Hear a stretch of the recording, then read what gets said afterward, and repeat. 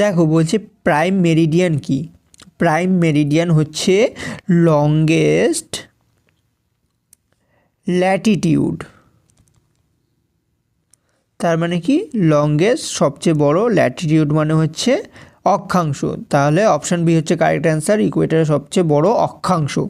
Next বলছে পৃথিবী থেকে চাঁদের সর্বোচ্চ দূরত্ব কত? অপশান এ 3,64,000 কিলোমিটার, না option B 4,06,000 kilometre, option C 5,00,000 kilometre, না অপশান ডি 3.5 কিলোমিটার।